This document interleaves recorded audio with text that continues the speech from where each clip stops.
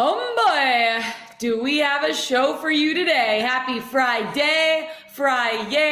Jared Smith with Lauren Jbara. Jared, can you just stand up, please? Yes. Embrace the people with your beautiful University of Michigan t-shirt. He lost a bet this past weekend. He thought Wisconsin was going to roll over Michigan. And guess what? They didn't do. Roll over Michigan. Michigan stood strong. It's okay. I know you feel a little left out, so I thought. She got a hat for put me. on a hat. I'll do the show with the hat on if you want me to. Well, you're not going to like my pick when we get to college football. You might want to throw that hat at me, but for now, I think it looks great. Yes. So we're going to have a Go Blue episode today. Just a lot of maize, a lot of blue. We're feeling good. Because there's a ton of football this weekend. College football week 6, NFL week 5. How does that Michigan shirt feel? How does it fit? I just feel like you look like you're at home right now. It's really tight. So I ordered a large because I'm usually a large, but sometimes the shirts run different sizes. This one was a muscle shirt, so it's a little bit. But you know what though? It makes me feel really buff. So maybe my picks will be nice and strong this weekend because I'm manifesting this really tight shirt. But I will say this, it's really soft. So that's good. It's comfortable despite the firmness of the shirt against my body. But it is very soft. I like it. Jared, you honestly look like you're right at home. I feel like you. This is going to become one of the staples in your wardrobe. At least once a week, you're going to wash it, pull it out of the dryer, put it on, and be like, maybe I'm becoming a Michigan fan. We'll see what happens. Doubtful. But nice try, though. Nice try. Hey, I appreciate you following through with the bet. So thank you so much. And thanks for embracing the beautiful maize and blue colors. All right, we got a lot to talk about this show. We got week 6 of college football, week 5 of NFL. Andrew Ortenberg is going to be joining us to give his picks. And I think he went 4-0 this past weekend. So pretty incredible for him. Yeah. And the weekend before, I think he went 3-0. So he doesn't lose when he comes on this show, knock on wood. But I want him to lose a little bit because I'm chasing him in our capper contest, and he's in first place. I'm in second place. So I don't want to say I'm rooting against him, but the winner of our capper contest gets 10 grand. So yeah, I'm rooting against him. I don't want to say I'm rooting against him, but I'm rooting against him. There's 10K on the line. I mean, I think you guys would be rooting against him too if you had that kind of cheddar. Yeah, absolutely. I'm rooting for both of you guys. Everyone's a winner in my book. All right, let's get into some college football picks for this weekend. Who you have your eye on? What are you liking? And what stands out to you? Well, I'll get this one out of the way first. Is it sacrilegious to fade Michigan while wearing a shirt about Michigan that I lost, that I have to wear because I lost a bet on Michigan? So. It's almost like it's like the circle of life. Like I faded Michigan last week. I opened my big mouth. I made this bet. I lost. And I have to wear this shirt, but I'm also fading Michigan again this week. But listen, the numbers say what they say. Nebraska, if you're getting 3 in the hook with Nebraska, I absolutely would take it. I would be surprised if at this stage of the week the hook still exists. This was an early bird bet. We got this one in on Monday. Once I saw that hook out there, I had a feeling it would evaporate. I think Nebraska, and again, I don't think this is as much of a pick against Michigan as it is. I think Nebraska is just slightly underrated. They're 3-3 on the year, but they're 5-0 against the spread in their last 5. They lost that game week 0 to Illinois. And it was a fluky game. They were, they were behind, and they came back, and they almost won it, and they lost it. Since then, they've been really good, and they're covering since that week 0 loss to Illinois. They're covering those 5 games against the number by an average of almost 2 touchdowns. So they're exceeding their number in a very strong way. 2 of those ATS wins were outright losses to Oklahoma by a touchdown and Michigan State in overtime. So they're keeping games close, and I think this Huskers defense, averaging just 3.5 yards against on the ground, is going to do a good job shutting down that Michigan run game. And again, it's going to have to be Cade McNamara winning it with his arm. I trust Adrian Martinez a lot more than I do Graham Mertz. And I think Nebraska's offense will be a little better in this game. And I know you're shaking your head, so feel free to reboot. Yeah, of course, because I'm on the other side of this. I have Michigan laying 2.5 in this game. I mean, hello, people. Of course. But what I want to say to that is, yeah, you say Northwestern's underrated. They haven't shown that they can beat a top opponent right now. Yeah, they beat Northwestern last week 56-7, but it's Northwestern. So at the same time, I mean, so yeah, you were saying what are they, 5-0 against the spread? You were saying in their last one. The Wolverines are 5-0 for the season with a 4-1 mark against the spread. And I think last week against Wisconsin, they put together, which was probably their most complete performance. And yes, I was doubting Cade McNamara a little bit. I'm like, I don't know if he could be the quarterback for this team. But he showed what he was made of last week. He looked good against Wisconsin. And maybe he's not, the guy that's going to take this Michigan team to the next level. But he's steady, he's consistent, and that's all Michigan really needs right now from a quarterback. They don't need a quarterback to win them a game. They just don't need a quarterback to lose them the game, if that makes sense. So I'm looking at this game, number 9 Michigan, 5-0 on the season. Their confidence is riding an all-time high after beating Wisconsin last week. And they're going to come in, I think they're going to crush. I think they're going to crush Nebraska. They are. And because Nebraska hasn't really shown that they can beat a top opponent. You're right. A team that they've beaten this season that's I can't argue that point. And you make very good points. I have to take the points at home and just hope that at some point Michigan is going to regress back to where a lot of people thought them to be this year, which was not a top 10 team. I don't think anyone. Double or nothing right now. Double or nothing right now. If Michigan wins next week, you wear that shirt and you have to buy a Michigan hat from Amazon. I'll send you a Michigan hat. I will. And you're just going to be full blown. I'll send you this hat just because it's very bright, vibrant, colorful. It represents everything that the maize and blue are made of. I will mail you this hat, and you are wearing that shirt and this hat next I'm not confident in them winning, but I'll say ATS. ATS, give me the 3 points. Give me the 3 points. Give me the 3 points. All right, I won't take the 3 in the hook because it's gone, and that's fine. And I kind of hope Michigan wins by 3, so we push. And I locked it in at 2.5. I locked it in. That's perfect. 2.5. So, but I'll give you the extra half. And I got 3 in the hook because I got it early. So we'll split just the difference. Average it out in the middle. Yes, yep. I love it. Okay, all right, fine. You heard it here first. Another swag bet. Fine. Double. Fine. Okay, fine. Another swag bet. Double or nothing. I'm taking Nebraska +3. But wait, on the other side, if Nebraska wins or if they cover the 3, I'm buying you that Penn State little hat with the ears and the little helmet thing, and you're going to wear that for a show because I really want to see you wear that for a show. I really do. I'll do that. And you're actually going to like my best bet because we'll talk about it later, but it is about that Penn State Penn State Iowa game, and you're going to like my bet. So, you know what? I'm being nice to you today. I appreciate you. Are. Yes, nice I appreciate you. So, hey, Michigan's going to win. So, and I think they're going to cover the spread. So at the same time, get ready for a Maze hat next week. It's going to be really fun. Okay. What other games do you have your eye on this weekend? All right. These games will not offend you. I promise. LSU getting 3 in the hook at Kentucky. We liked Kentucky last week against Florida. I thought that was a perfect spot for them. Now it's that letdown spot. I love fading teams the week after their fan base rushes the field. To me, that is like the perfect time to sell high on a team. LSU, they looked really bad against Auburn last week. So it's a buy low spot for LSU. I will say this, though. Max Johnson has shown me some glimpses. That's the LSU quarterback. I think if LSU is going to go into Lexington and win this game, it's going to have to be on the arm of Max Johnson. I will say this, the public, I love fading the public in college football. Obviously, they're hammering Kentucky after that big win over Florida. Obviously, the public is fading LSU after they got smoked by Auburn. This is just a fading the public, selling high on a team once they've rushed the field and, get that big win. I'll take the 3 in the hook. I don't love it as much at 3. You might only find a 3 out there now, but I'll take 3 in the hook with LSU. Georgia State, we've been on my Georgia State Panthers this year, and we've been fading ULM religiously. We faded them last week against Coastal. They're brutal. I'm convinced the Warhawks are the worst team in college football. Georgia State's 1-4, which is not good. How are you laying 16 points? I got 15.5.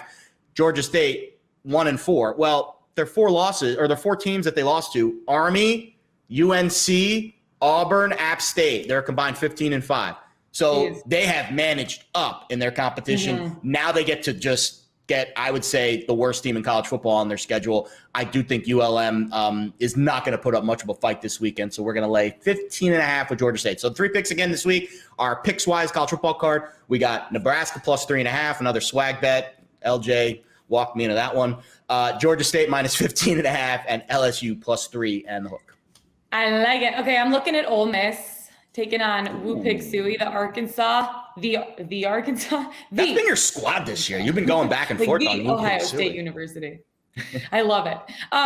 Ole Miss, really bad loss to Alabama last week. I mean, 42-21. And Arkansas, really bad loss to Georgia last week, where they couldn't get their offense going at all. They had a big 0 goose egg. I mean, that doesn't do anything for the confidence. So I think that the Rebels are going to have the advantage playing at home in this one. I feel like Matt Corral throws for like 250 yards and runs for like 40. I don't know. I just have a good feeling about it.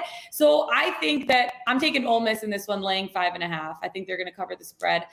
I know I've been big on Arkansas so far this season, but at the same time, I'm like, ooh, last week when they really went against a strong team like Georgia, they were able to do absolutely nothing. Mm-mm. So I'm heading into this week. I'm taking a break from Arkansas.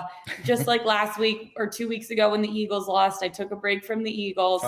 And I'm on the Ole Miss train this week. Number 17, Ole Miss, laying 5.5. And then I also look at Temple at Cincinnati. I like Temple with the points, plus 29.5. That is a ton. That is a ton of points. And I know the Bearcats are riding high after beating Notre Dame. And I'm not just betting against Cincinnati because they beat Notre Dame, but it's a short week to prepare for Temple. And Temple beat Memphis 34-31 last week. The last 2 meetings between these teams have been 1-score games.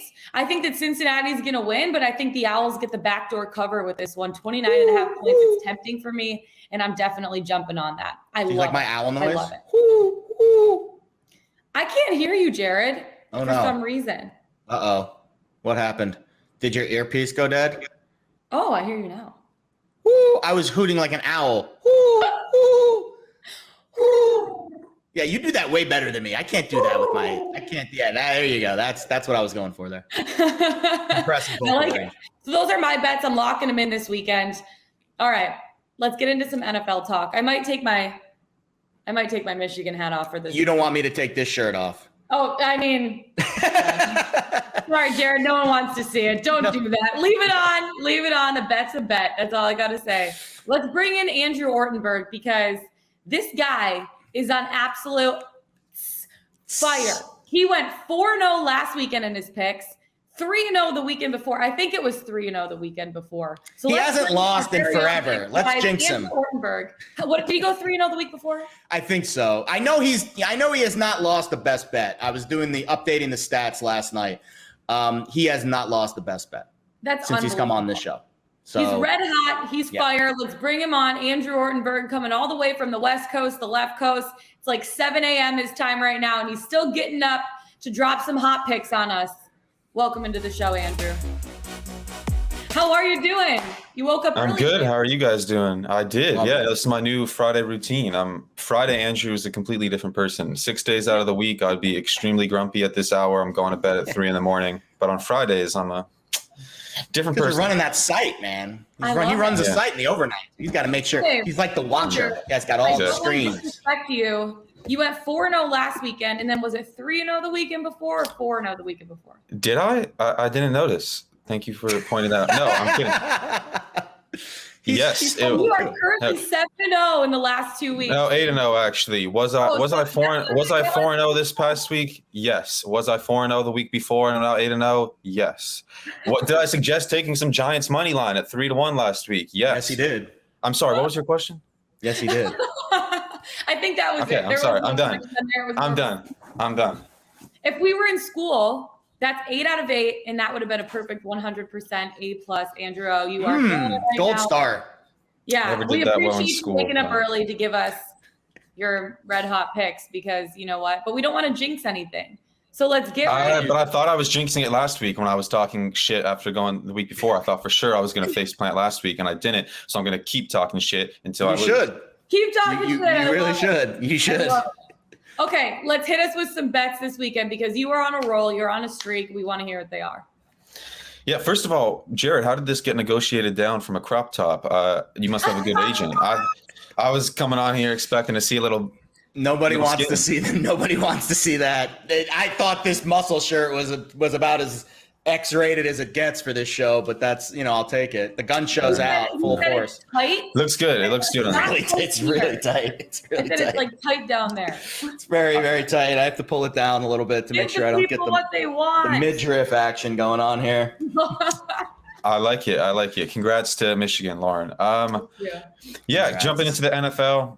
For my first play, I don't know where to start. I guess I'll start with the under in this Browns-Chargers game. This was one that's already come down. I still like it at 47. Yeah. I took it at 49.5 actually on Sunday before the Chargers played their Monday game. Tweeted that out. It's come down to 47. I still like it. I couldn't believe it opened that high. The Browns are kind of a mess offensively right now. Baker Mayfield's shoulder is hurt. It is clearly affecting him. He looked pretty awful last week against Minnesota. They only scored 11 points. He did not look great the week before against Chicago.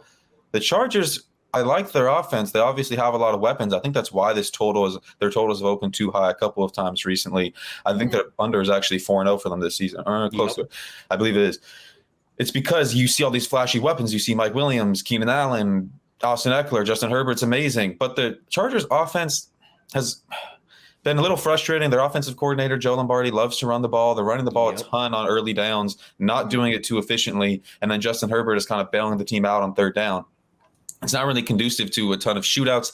Their defense, on the other hand, under Brandon Staley, I think is fantastic. Joey Bosa is going to get a ton of pressure, just like he did on Derek Carr the other night. Baker Mayfield's already not playing well, and I think he will kind of crumple under that. The Browns' defense, on the flip side, is playing fantastic. Myles Garrett looks like an absolute beast. Jadeveon Clowney. The Chargers have one great tackle in Rashawn Slater. They don't have two. They can't block both those guys. I think this game is going to be pretty low scoring. Both teams are going to want to run the ball a ton. The Browns already run the ball a ton. What is the Chargers' weakness? It's their run defense. The Browns are going to be running the ball even more than usual. So I think this one's going to be pretty low scoring. I love that. I do. I actually have the Browns money line in my Jbarlay, but we'll get to that in a second. I'm excited for that. I can't wait. All right. There's a good thing there's no Lions fans on this show because I'm about to say a lot of mean things about the Lions. LOL. Could you imagine being a Lions fan? That would poof. Ooh. Yeah, I couldn't imagine. What's that like? I don't know what that's like. Ouch. He's coming in hot. I am just getting absolutely roasted. I'm sorry. Today. Like, is this a roast or is this a betting show? I don't know. Jesus. Could be both. I'm taking the Vikings, and that's my way of saying I'm taking the Vikings. This is rare for me. I said 8.5. That's what I saw was last night. It was still a DraftKings. I see this morning. It's mostly 10, but there is, we can call it 9.5. It's 9.5 at FanDuel right now. I just checked. Yeah. Anything below 10, I'm more than comfortable with. I think it's telling that this got. I think it got steamed up just to protect from teasers. It did make a great teaser leg. If you still do find some 8.5. I grabbed it in the teaser leg yesterday when it was. I saw that. Props to that because that's a great teaser leg. But even still, I don't usually love laying spreads this large. I think I'll make an exception in this case. The Lions are obviously winless. The Lions have not topped 17 points in each of their last 3 games, so I think that's kind of their ceiling here against the Vikings defense. Are they? Oh, I mean, unless you want to count that 6, you can call that a half win against the Ravens in the 60s. Call it 0-3 and no, it's actually it's a 0.2 win because that's how many inches it was away from not being a good field goal. The fact that they were driving against the 49ers at the end of that game, the fact they lost on a 66 yard field goal. It's unbelievable. At least you guys have given some entertainment to the fan base. We'll see, and that's my point. See, that's heartbreaking. To your credit here, Lauren, I don't think you're going to have to go through that because I don't think this game is going to be particularly close. So you're not going to have to deal with an emotional roller coaster. Yeah, it's going to be a blowout through and through. I mean, look, they've lost 3 of their 4 games by 8 points or more. They've scored more than 17 points once this season, and that was in week 1 when the 49ers were up by 20 plus in the fourth quarter and started playing prevent defenses. So I think the Lions' ceiling here is 17. I see the Vikings scoring far more than 27 or whatever we'd need them to cover the spread in that case. The Vikings had one bad offensive game last week against the Browns defense. It's playing really well. Yeah. Other than that, the Vikings have played amazing.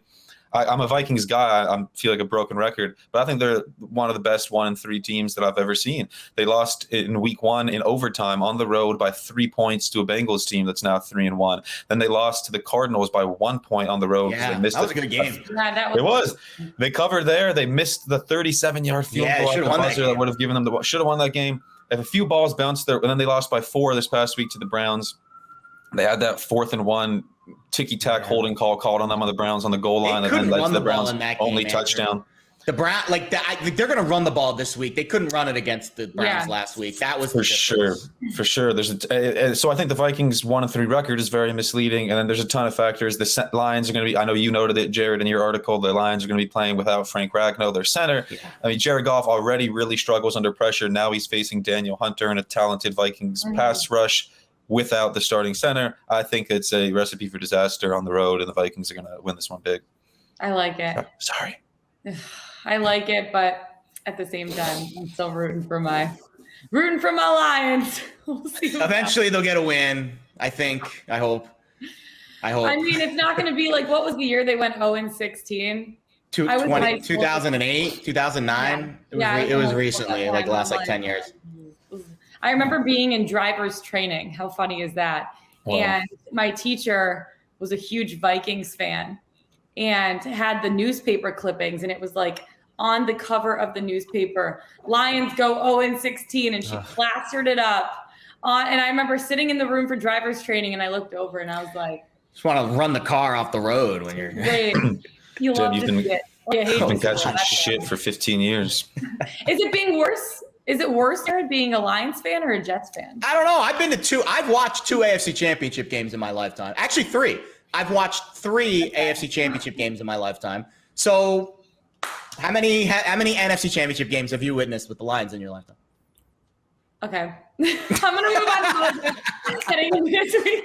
I'm going to make my bets heading into this week. God bless. I'm gonna see myself out, guys. Don't blame me. Jack asked the question, not me. And I've got one more that will probably make both of you guys upset. I'll be honest. I really want to hear your reasoning here because I don't understand. I've been antagonistic.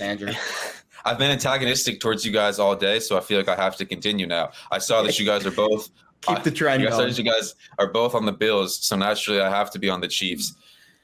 I will take no pleasure in seeing both of you guys lose this week, but I like the Chiefs for a few reasons. I was like, it'd be great if you could get 2.5. I don't know where this line's going to go. If it goes back to 2.5 before the start, it's right now like 3 + 100. You could do a cheap buy to 2.5 if you're into that kind of thing. I'm fine with taking the 3 at even money for a few reasons. I feel like the Bills have suddenly been like anointed the new best team in the league, and I'm not quite sure why. I feel like everyone's gotten bored of the Chiefs, understandably so. I feel like it's almost just like you're bored of what you have. It's out with the old, in with the new, almost like your relationship analogies, Lauren, with the week 3. I think it's a similar thing. People have just kind of gotten bored with the Chiefs. Yeah. They've been dating the Chiefs for so long. It's like, true, actually.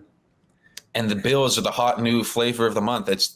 I just don't see it. If you look at who the Bills have played, it has been not just like a soft schedule. It has been a ridiculously soft schedule. They played Pittsburgh, Washington, Miami, and Houston, which means they've played 3 backup quarterbacks. And Ben Roethlisberger. The only starting quarterback they've played the whole season has been Ben Roethlisberger, who's arguably like the worst starting quarterback in the league. It is not hyperbole to say that by far the best quarterback they faced all season has been Taylor Heineke, and it's not particularly close. It's by a mile because they faced Heineke and then Big Ben, Jacoby Brissett, and Davis Mills. So I think that their defense is being a little overrated.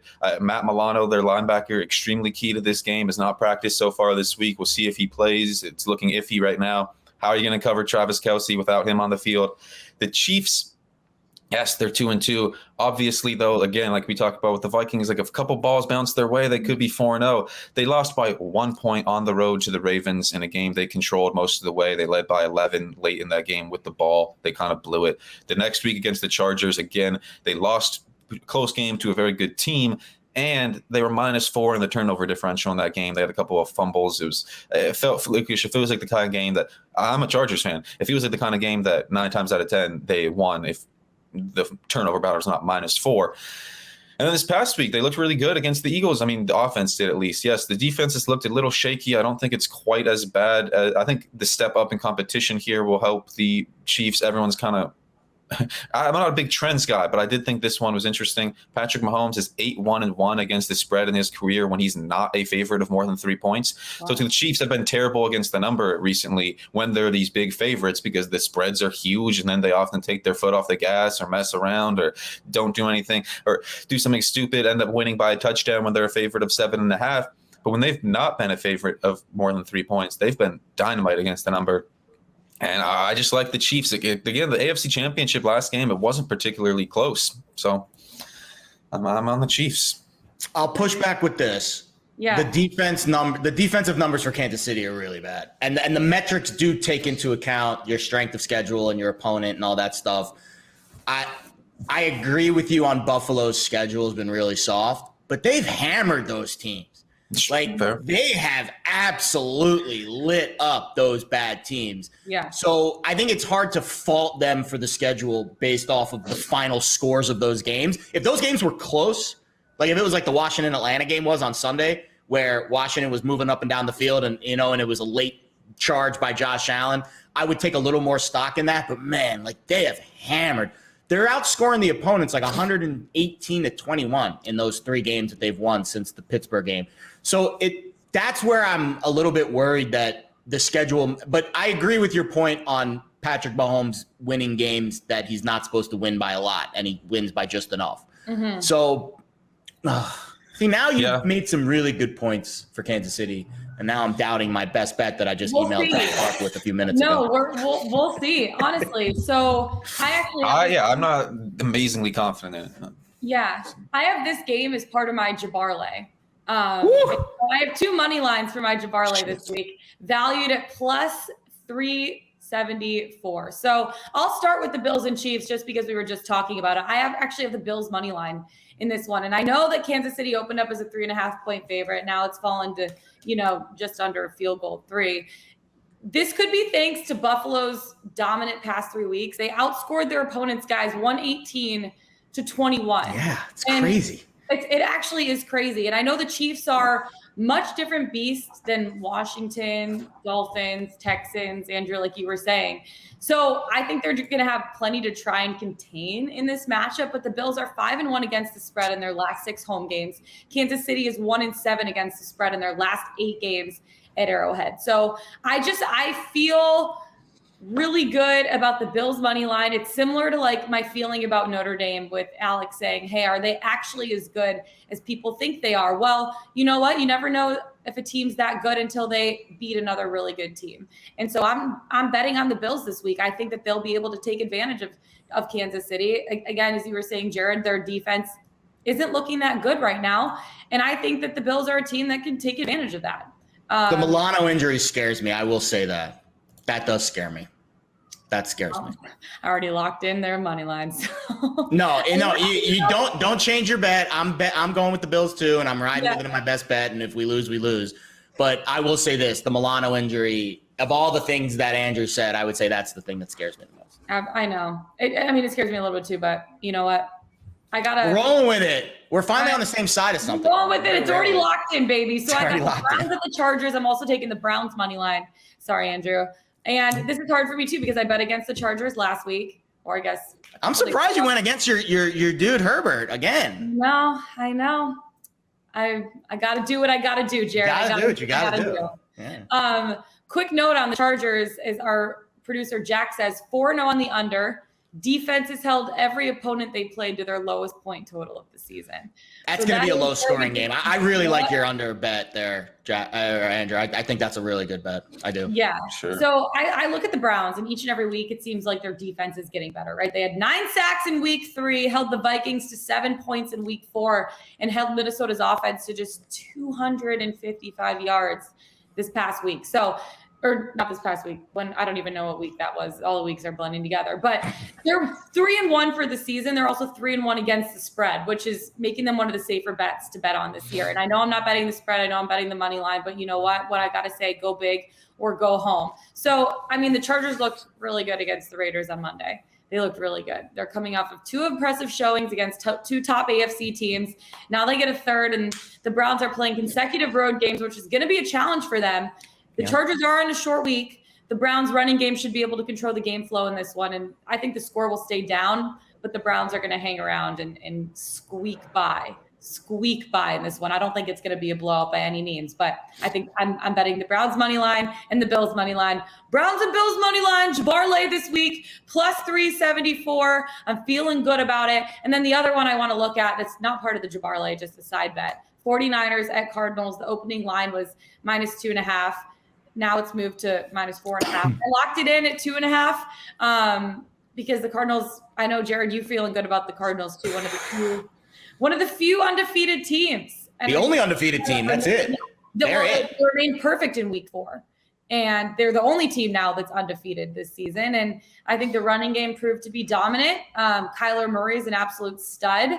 They're riding some serious momentum now heading into week 5. I locked it in at 2.5. I would still bet the Cardinals at 4.5. Nice. But I feel good about it. I feel like the Cardinals are going to keep that undefeated streak alive, still keep that 0 in the lose column. So we'll see how that goes. But I feel really good about my Jbarlay. I still haven't won a Jbarlay yet. You're telling me it was bullshit. Excuse my language. Last week I saw that I usually, I'm watching a handful of games that I have action on, and then the ones that I don't have action on, really, I'm not paying as close attention to. I wasn't paying that close attention to the Cowboys-Panthers game, and I see that they win with 30. I know you had the Cowboys and the CeeDee Lamb over, and they win, and they had 36 points. And I'm like, okay, it must have won. I click on the box score, I know, and 36 points, and CeeDee Lamb has 13 yards. Like, how is that even possible? That's not going to happen this week. I did a segment the other day, and I'm hearing from some people in Dallas that Amari Cooper is pretty banged up. Sources tell me. So that's bad news for the Cowboys. You should go right back to it, Lauren. Right back to I agree. I know. Go right back to CD this week. A really bad thing with these bets that I'm making. I just take a break from the teams the following week. But can't do it. My New Year's resolution was to not let one bet affect the next. Like, that was actually a New Year's resolution of mine. Like, flush it. Be a goldfish. Ted Lasso. What was the can't bet with your heart. What was the quote that someone says when you take a crap, you got to just flush it? That was Jalen Hurts. He said, you don't look at it. You just flush it and you move on. Everyone looks at their craps. I mean, come on, everyone looks at them. What? But everyone does. I mean, come on, you're lying if you don't. But you flush it and you move on, and then you move on, and you don't let that one crap affect the next. On another note, we're going to be moving on to our Pickswise Play of the Day. Jack, our producer, literally just types in the chat, move on. I am dead. Okay. Time to move on. Every show we give the Pickswise 3-star play of the day. Oh my God, I'm all flustered now, Jared. I got under your skin with that one. What is the Pickswise 3-star play of the day? So there really isn't a 3-star today. I'll give you the Saturday 3 stars. I'll tell you what. Our boy Alex Glaze is red hot right now, so you might want to give him a tail. Alabama -18 over A&M. That's tomorrow, Saturday. And the under in Georgia and Auburn, 47. Those are Alex Glaze's 3-star picks for college football this weekend. And then a shout out to Stephen Hall. San Diego State laying 19 in the hook at home against New Mexico. These are all Saturday bets, 3-star plays. Make sure to go to pickswise.com. Read why. Okay, I love it. Yeah, make sure to vote on that. Follow us on the Pickswise Twitter page. All right, I'm excited to get into our best bets because I was looking at the Google sheet who you guys chose. Jared, I'm going to start with you first on this one, and then Andrew, I'll come to you after. Jared, give us your play of the day because I know after all of the points that our friend Andrew here was making about the Chiefs, how you feeling about yours? I still listen. I don't let other people affect my handicap. I like listening and hearing why I'm wrong, because it does solidify the way I feel about things. I will say, of all the things that Andrew said about this bet, the one thing that scares me the most is this Matt Milano injury. But I am taking the Bills. I did get the full 3. My ratings, my power rankings that I do, which is kind of a combination of net yards per play and net points per play, Buffalo's number 1 across the board. And I just can't not take points with a team that is that high in the ranking system this early in the year. Say what you want about the Chiefs' schedule. They play tougher opponents. I know the Bills' schedule has been soft, as Andrew very astutely pointed out, but they've hammered those teams, and they've looked dominant doing so. And if you're telling me that they're not jazzed up for this game after what happened in the AFC title game last year, this is an early, I don't want to say Super Bowl, contending type of game, but the winner of this game, I think, is going to jump up to the favorite spot to win the AFC because of home field advantage, because of getting the number 1 seed, and how important that tiebreaker will be for that number 1 seed, because that's the only spot that gets a bye in the playoffs. So we're going with the Bills. We're taking the full 3. Patrick Mahomes scares me, of course, but the Chiefs' defense is scary for other reasons. And I think Josh Allen will keep the Bills in this game. I think the Chiefs defense is much weaker than they were last year when they were able to hold Josh Allen in check in that game. Mm-hmm. And I think the Bills, I think they go into Arrowhead and get a win, but I would settle for just covering. I like it. I like it. We'll see what happens come Sunday. I'm really looking forward to it. Andrew, what's your best bet of the day or I guess of the weekend? Yeah, we'll see about that Bills-Chiefs game. My best bet. That was like an evil. We'll see about that. Well, usually Andrew and I exchange a lot of messages on Sunday night because he's helping me getting up one of my stories. So we'll have it'll be an interesting Google chat on Sunday night there. Yeah, for sure. It will be indeed. My best bet, I felt lame, is not nearly as sexy as either. I forget where I saw it last night on the sheet. I was like, okay, he's going Bills. I saw yours is a big game too. I can't remember what it was, Lauren. So I'm excited. And I'm over here like, let me take the under in this game that nobody cares about, like the least publicized game of the week. I'm taking the under in Tampa Bay, Miami. It's 48. Again, this is one I got 49.5 on Sunday when it first opened. 49.5 or 48 now. Again, it seems ridiculously high. My best bet last week on the show was the under in the Bucks-Pats game, and I think odds makers and everybody is misunderstanding this Bucks defense. Everyone's saying, yes, they have so many injuries in the secondary. They could be beat deep, this, that, and the other. And it's all 100% true when they're playing a team like the Rams, who has this dynamic offense that can beat them deep and vertically. And I said last week, the Patriots, it doesn't matter if their cornerbacks are hurt. Mac Jones isn't throwing deep. He's not going to be the one to punish them for it. And now this week, they're playing Jacoby Brissett, who I trust much less to throw deep than Mac Jones. Jacoby Brissett's not about to torch this Bucks defense, especially when you throw in the fact that the Dolphins O-line is one of the worst in the league. He's not going to have time to beat these guys vertically because the Bucks' extremely talented defensive front is going to be getting after him. The Dolphins O-line has been a complete turnstile the whole year. I think Jacoby Brissett's going to get killed. I feel bad for him. It's going to be a very long day. I think one of the three of us could go out there and play corner for the Bucks. It's not going to matter. It's like it really doesn't matter. Bet on me for that, but definitely one of you guys. In this tight shirt, I'd look great out there in shoulder pads, right? Exactly. I'm a Richard Sherman guy. Give me all the Richard Sherman. I don't care. Give me Richard Sherman, Pierre Desir, anybody off the street against this Dolphins offense. I don't think it's going to matter. The Dolphins aren't going to be able to run. The Bucks pass rush is going to get after Brissett. And another thing I like about this under, and I like this about a lot of unders, it was part of the reason I like the under in the Tampa Bay New England game last night. It was the reason I like the under in Vikings Browns last week. That doesn't get talked about enough is I like to take the under in games where there's familiarity between the coaches. I just kind of feel like it's nothing scientific, but I feel like when there's familiarity between the coaches, when one coach has coached with another, there's often they know what the other one wants to do. You're 100%. They know what the other one wants to do. It's nothing's catching them by surprise. And we've got Brian Flores playing against Tom Brady. Obviously, there's a lot of familiarity there. It was the same thing that happened last week with I thought Belichick, if anybody was going to have a decent game plan to slow down Tom Brady, it would be Belichick. I think we could see something similar with Flores and this Dolphins defense, which again, they've still got a lot of talent. The Bucks have a couple of great receivers. Cornerbacks, the strength of the Dolphins with Xavier Howard, Byron Jones. So I don't think it's Miami. It's it's in Tampa Bay actually, but it's this Florida weather, heat sometimes still gets to people, causes games to start a little slower still in September, October. I think this one's going to be pretty sleepy. The Bucks are going to have a big lead and they're just going to look to run out the clock in the second half. No Will Fuller either.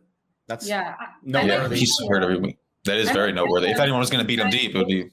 I might tail you on the Sunshine State. I'm tailing both of those totals. I love both of those totals. Yeah, I like both of those too.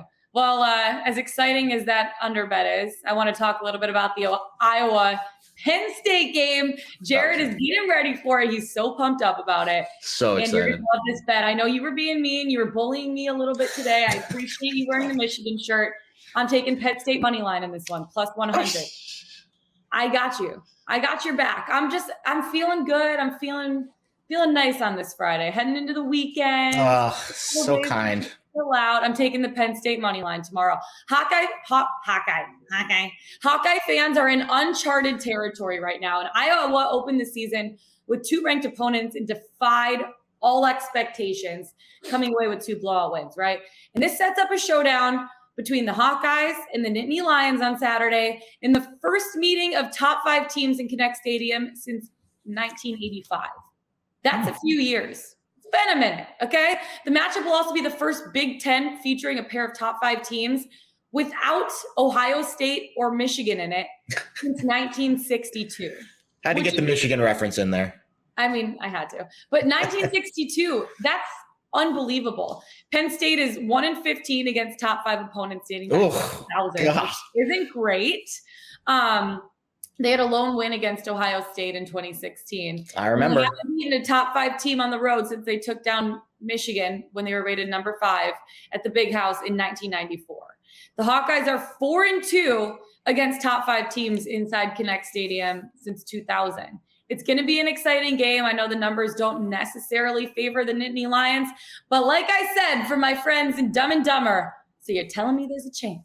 There's definitely a chance. Yes, there's a chance, and I'm going Penn State, money line, Nittany Lions. I got you, Jared. I got your back. I am giving good vibes to your boys this weekend. I guess from your lips. Yes, good vibes, Penn State money line. That is my best bet of the weekend. How do we feel about it, boys?